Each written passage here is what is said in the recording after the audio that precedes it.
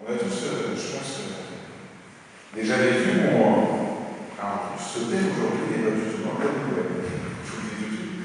Mais on a tous déjà vécu des moments où on se sentait rempli de culpabilité. Je ne sais pas pour vous. On a tous vécu des moments où on se sentait coupable. Et je vous pose cette question sans attendre de réponse, mais est-ce que vous, personnellement, vous avez déjà vécu des temps où vous vous sentez rempli de culpabilité? Vous disiez, voilà, je ne mérite pas de venir. Je ne mérite pas de prier. J'ai envie de vous répondre, on ne mérite rien de toute façon. On ne mérite rien.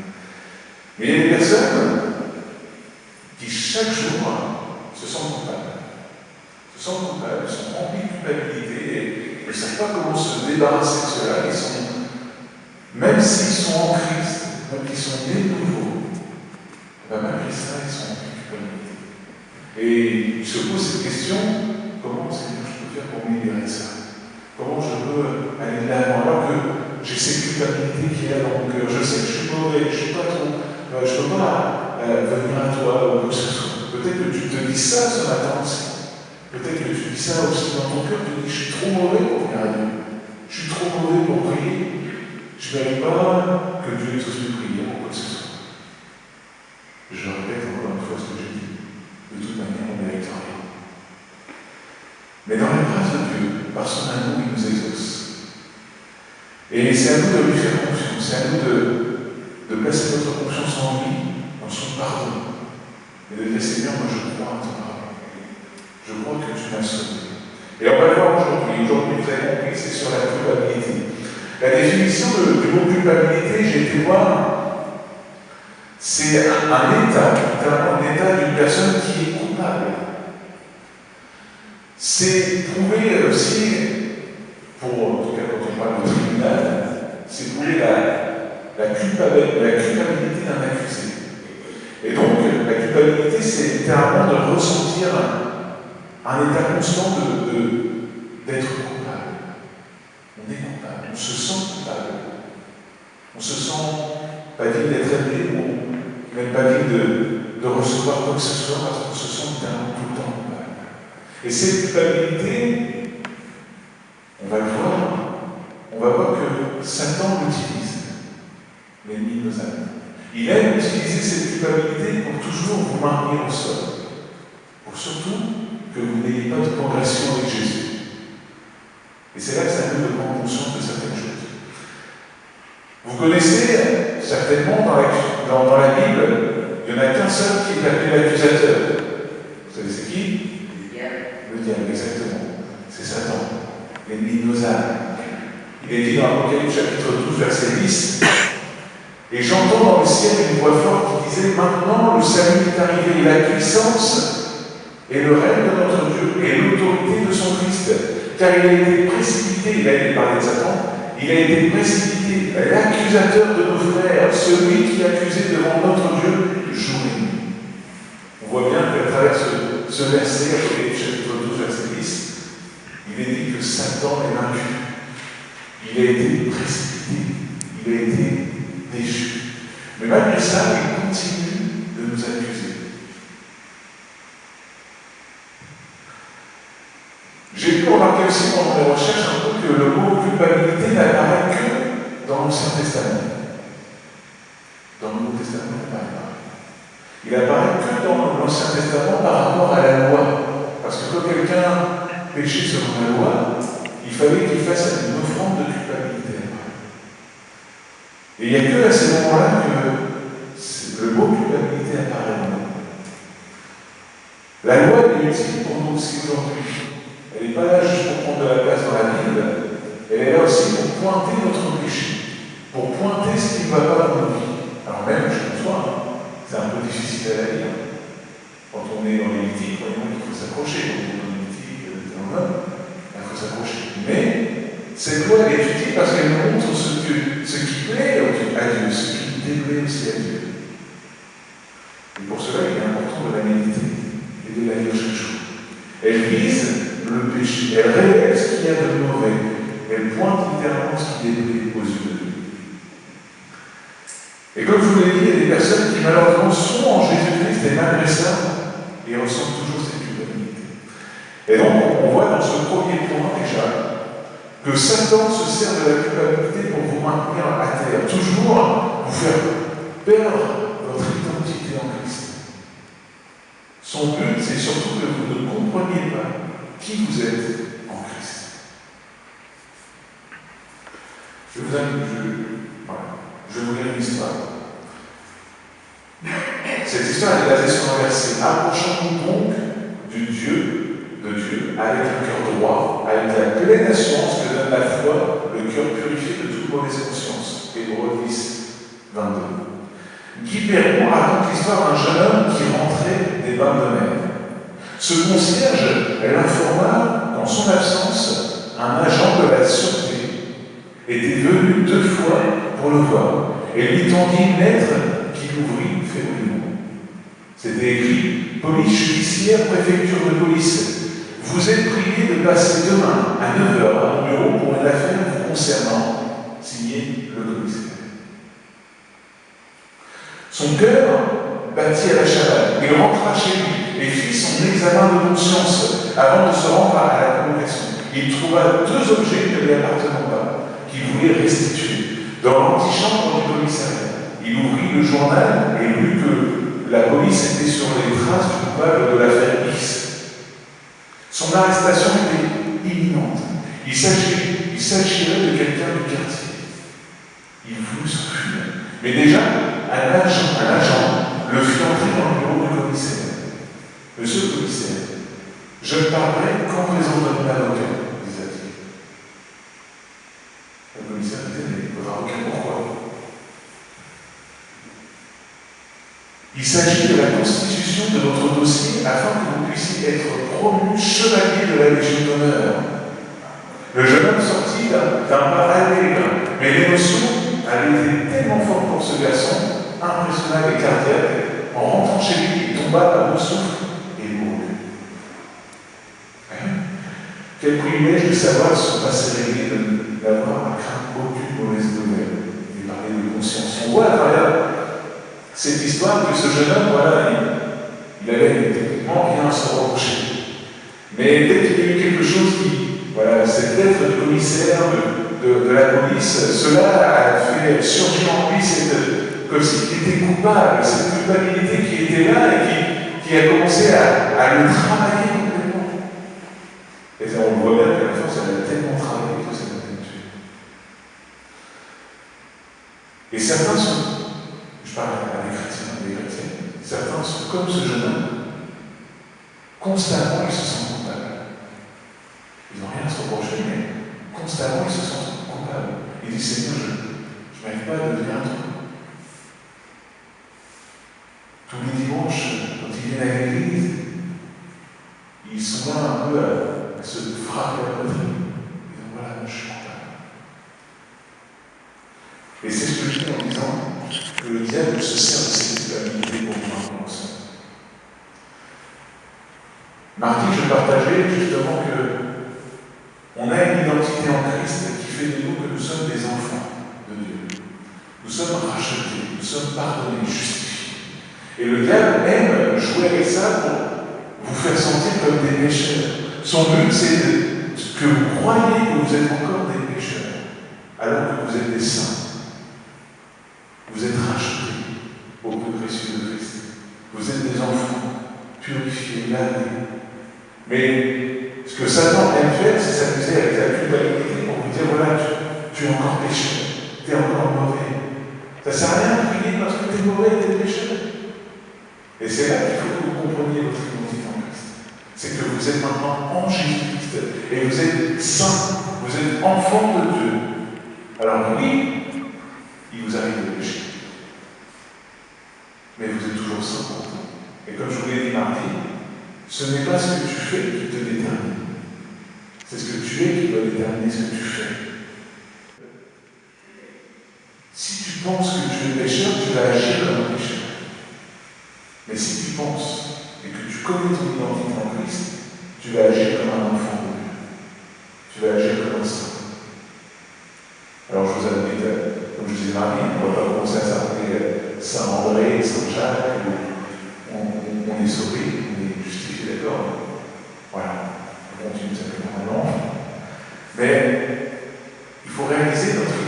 Et c'est ne pas laisser le diable avoir l'occasion de nous faire perdre notre identité. Luc chapitre 5, verset 31, et c'est Jésus qui dira, et c'est pour ça que je vous ai dit, oui, nous sommes saints, nous sommes enfants de Dieu, nous sommes rachetés, et nous avons de tomber, de pécher. Parce que Jésus le dit clairement, il connaît.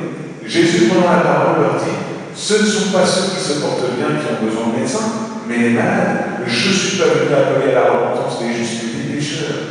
Il sait très bien que nous avons été pécheurs, et que maintenant nous sommes rachetés, et que maintenant il y a une progression pour nous. Il y a une progression pour nous à acquérir dans cette maturité en Christ. Alors, quand nous tombons, c'est à nous de revenir à Dieu, de dire Seigneur, je te demande pardon. Transforme-moi, change mon cœur pour que je puisse encore expérimenter ta grâce. Attention, c'est une différence. Ne croyez pas qu'il faut que, puisque ça y est, vous êtes racheté, vous pouvez vous complaire dans le péché. Non. Justement, maintenant nous sommes rachetés, on doit vivre comme des enfants, purifiés, libérés, en avant avec Christ. Mais c'est à nous que, quand il nous arrive de pécher, de revenir à Dieu. De dire Seigneur, je te demande pardon. Mais je sais qu'en toi je suis pardonné. Amen. Donc le premier des points, c'est cela, c'est que le diable s'amuse à utiliser la culpabilité pour vous faire perdre votre identité. Pour vous faire croire que vous êtes toujours des pécheurs et que vous n'êtes pas dignes de vous approcher. Alors que c'est Dieu lui-même qui vous invite à venir à son trône du Dieu de grâce. C'est Dieu lui-même qui vous dit, venez avec assurance au trône du Dieu de grâce. Venez avec assurance. Aujourd'hui, ne laisse pas cette culpabilité te maintenir à terre. Ne laisse pas l'ennemi de ton âme te dire qui tu es. Et c'est pour cela que je reviens à la parole. Plus vous prenez du temps avec la parole, plus vous apprenez qui vous êtes en Christ. Elle vous révèle votre identité. Et vous vous appuyez dessus en disant, voilà, je sais qu'en toi, Jésus, je suis pardonné, je suis racheté. Je n'ai pas à laisser Satan me dire qui je suis. Je suis en toi, Jésus. C'est à toi seul que je veux écouter. Le deuxième des grands points, parce que la culpabilité sert aussi à quelque chose, elle n'est pas que mauvaise. Il y a une bonne culpabilité aussi. Et cette bonne culpabilité, c'est quand ça vient du Saint-Esprit. Le Saint-Esprit aussi peut parfois vous faire sentir coupable. Mais ce n'est pas pour rien. Le Saint-Esprit met le doigt sur certains péchés qui peuvent être dans nos vies. Il permet de nous montrer ce qui n'est pas en règle avec Dieu dans nos vies. Et parfois, quand on se sent coupable, eh bien, ça nous permet de nous repentir et d'avancer, d'expérimenter les choses. Je me rappelle un jour, alors que c'était dans notre église encore, mais pendant toute la semaine, j'avais pensé à notre sœur Josiane. J'avais pensé à elle pendant toute la semaine, comme c'était bien. Et puis le dimanche, je me suis dit, mais c'est pas possible, il y a un truc. Puis je me suis dit, mais ça se trouve, j'ai dû la blesser. Je ne savais pas du tout, mais j'ai dit au bureau. Je suis allé la voir. Donc le dimanche qui suivait, j'ai été la voir en secret, directement. J'ai dit, mais Josiane, je vais te parler parce que je te demande pardon, parce que je pense que je t'ai blessé. Et puis c'est là que tout d'un coup, elle m'a avoué, oui, effectivement, tu m'as fait du mal. Alors je ne m'étais pas rendu compte, je vous dirais pas le truc, mais je ne m'étais pas du tout rendu compte. J'ai vu que pendant en fait, toute cette semaine, le Saint-Esprit m'avait travaillé pour me dire, voilà, il faut que tu règles ça dans ta vie. Et c'est comme ça qu'on voit que le Saint-Esprit se sert de la culpabilité pour régler certaines choses. Mais, je m'en remets, c'est à nous d'être à l'écoute. C'est à nous d'être à l'écoute. Parce que si nous ne sommes pas à l'écoute du Saint-Esprit, on peut passer à côté de beaucoup de choses. C'est à nous aussi de nous remettre en question. Ce n'est pas que les autres qui ont tort. C'est aussi nous. Et c'est à nous de dire, si j'ai fait du mal, il faut que je m'arrête. Et même avec Dieu. Et parfois, Dieu utilise la culpabilité avec le Saint-Esprit pour révéler des choses dans nos vies.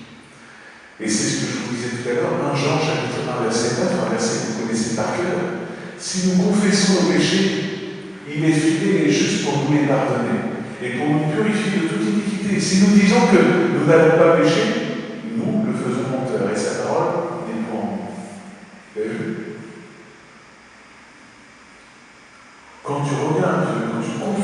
péché, quand tu demandes pardon, Dieu te pardonne. Il est fidèle et juste pour vous purifier de toute iniquité. Alors aujourd'hui, si tu ressens cette culpabilité dans ton cœur, tu peux toujours venir à Dieu, déposer cette culpabilité à ses pieds, disant Seigneur, peut-être que ce n'est pas une bonne culpabilité. Ou alors, si tu ressens aujourd'hui qu'il y a des choses à régler, avec un frère ou une sœur, même avec Dieu, s'il y a un péché qui est là, c'est qu'il faut te mettre en règle. Et Dieu se sert de la culpabilité pour t'aider à avoir une meilleure relation.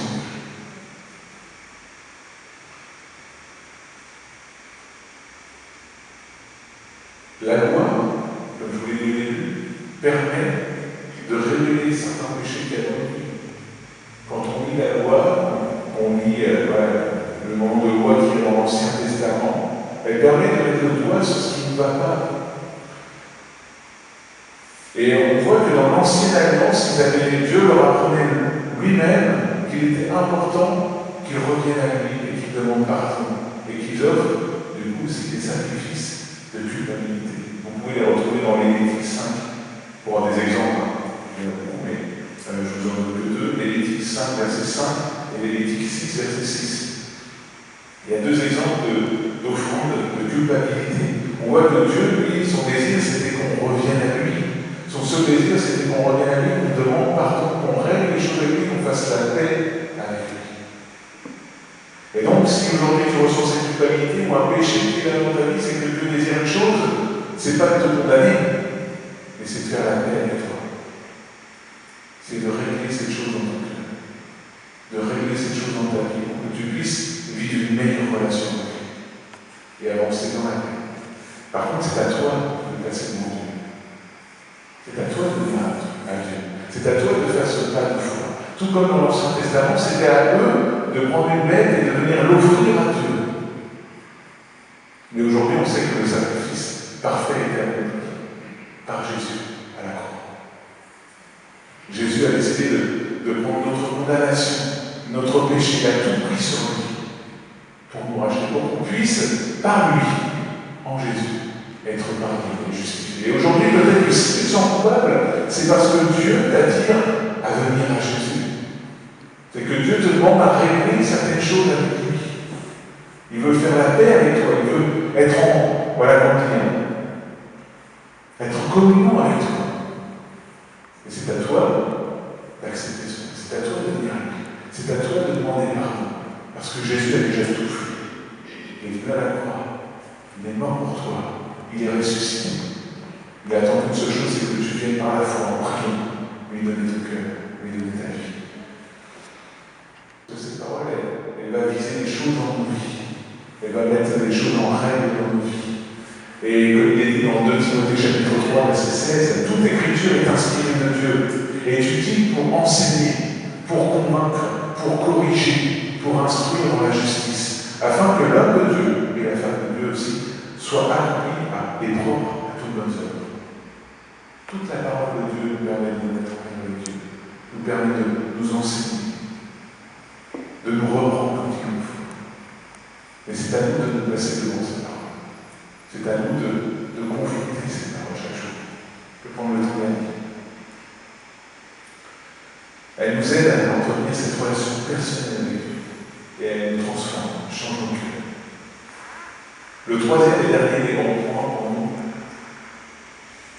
c'est une mise en application qui est importante.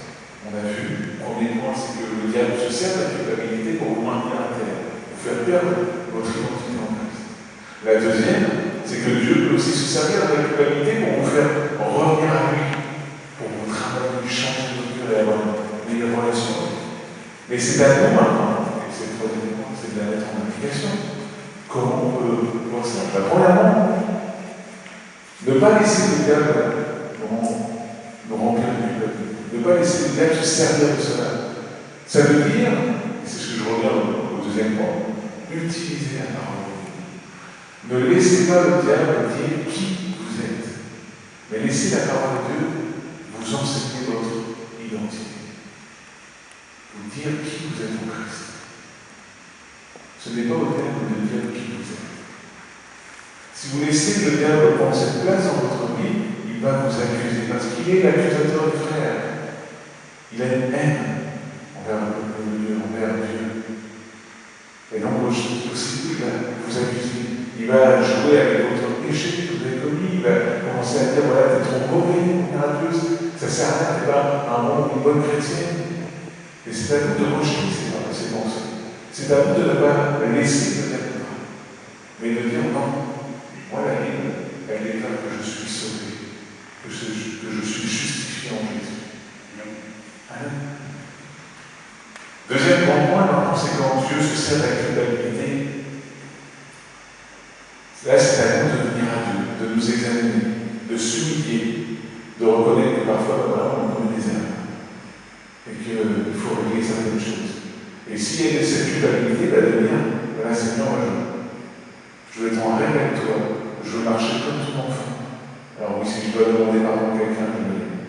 Mais la mise en application, surtout, qui est importante, pour moi, mes yeux, pour ceux qui sont remplis de culpabilité, vous devez croire au pardon de Dieu. Vous devez croire que Dieu vous a pardonné. Croire que Dieu a fait de vous ses enfants. Croire que Dieu vous a justifié. Croire qu'il a inscrit vos noms dans le livre de vie. Si vous croyez que vous êtes encore des pécheurs et que vous êtes condamnés, vous n'avancerez pas avec eux. C'est à vous de dire, moi je suis enfant de Dieu. Et je crois que Dieu m'a racheté parfaitement par son Fils. Amen. Croire au pardon de Dieu et à sa parole. S'appuyer dessus. Puis enfin, et là c'est la grande mise en application, c'est tout bête, mais c'est d'aller l'avant. C'est d'arrêter de vous sentir coupable. C'est de rejeter ces choses et de dire, voilà, moi, je ne suis pas coupable, je suis enfant. Alors je vais l'avant avec Dieu. Je vis d'autres choses avec Dieu. Je veux avancer avec Jésus. Je vous pose cette question. Qui vous accusera? Qui vous accusera? Je vais vous répondre avec un verset. Romains chapitre 8, verset 33 à 34. Qui accusera les élus de Dieu? C'est Dieu qui justifie. Qui les condamnera? Christ est mort, mais en plus, il est ressuscité. Il est à la droite de Dieu et il intercède pour nous. Personne ne peut vous accuser. Le diable ne peut pas vous accuser. Parce que vous êtes justifié. Vous êtes pardonné et racheté. Et que en Christ, vous êtes plus que vivant. Amen. Personne ne peut vous accuser. Quand vous demandez pardon pour vos péchés, et c'est pour ça que j'ai dit qu'il faut croire au pardon de Dieu, c'est qu'il faut croire que Dieu oublie le péché. Il efface le péché. C'est pas moi qui le dis, c'est dans la parole. Si vous allez dans le psaume 103, verset 12, autant l'Orient est éloigné de l'Occident, autant il éloigne de nous notre transgression. Comme un père a compassion de ses enfants, l'Éternel a compassion de ceux qui le craignent.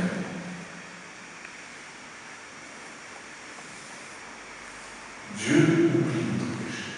Et c'est à toi de croire que Dieu te pardonne quand tu viens à lui. C'est à toi de dire, voilà, Seigneur, je t'ai remis tout ça, maintenant je n'ai plus à mon cœur. Je crois que tu m'as, je crois que, de toute façon, par Jésus, tu m'as racheté. Tu dois prendre le temps aussi d'ouvrir ton cœur à Dieu dans la prière. Ouvrir son cœur à Dieu, souvent on ces paroles, c'est un peu des patois de 4 ans, mais ouvrir son cœur à Dieu, c'est en train de parler à Dieu, d'ouvrir vraiment, de dire à Dieu ce qu'il y a au plus profond de ton cœur. C'est ça, ouvrir son cœur. C'est littéralement déverser devant Dieu ce qu'il y a au fond de ton cœur. Et donc, ouvrir ton cœur à Dieu, c'est de tout déverser dans la prière, mais aussi être prêt à aller au du Saint-Esprit, quand il révèle des choses dans ta vie. Quand il révèle qu'il y a un péché, quand il révèle qu'il y a des choses à régler, il faut être à l'écoute. Et si tu t'enorgueillis, l'orgueil, c'est des choses. C'est là, tu dois aller régler ces choses. Peut-être avec un frère ou une sœur, peut-être avec un membre de ta famille, même un collègue de bureau, ou quoi que ce soit. Avant tout, nous sommes des témoins de Dieu. Et nous devons montrer notre amour.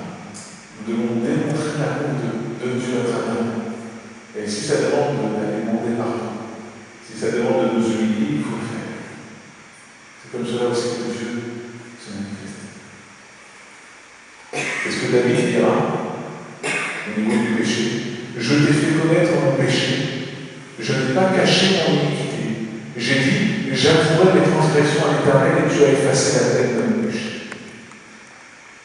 Dans Hébreux chapitre 3, verset 7, il est dit, c'est pourquoi, selon ce que dit le Saint-Esprit aujourd'hui, si vous entendez sa voix, n'endurcissez pas vos cœurs, comme lors de le jour de la tentation. Vous savez ce que c'est que d'endurcir son cœur? Ce sera le dernier mois de l'année. Endurcir son cœur, c'est quand on refuse d'écouter le Saint-Esprit. C'est quand le Saint-Esprit est en train de dire attention, fais attention. Et que tu refuses de l'écouter, mais que tu y vas quand même. C'est comme ça qu'on endurcit le cœur. Quand on refuse d'écouter Dieu.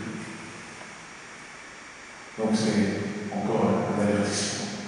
Si vous entendez le Saint-Esprit, n'endurcissez pas vos cœurs. Laissez-le travailler vos cœurs.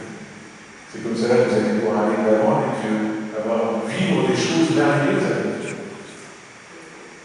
Mais c'est pas juste pour les choses. Amen. C'est pas, voilà, conduire par votre culpabilité. Ne laissez pas Satan vous accuser, ne laissez pas Satan vous maintenir au sol.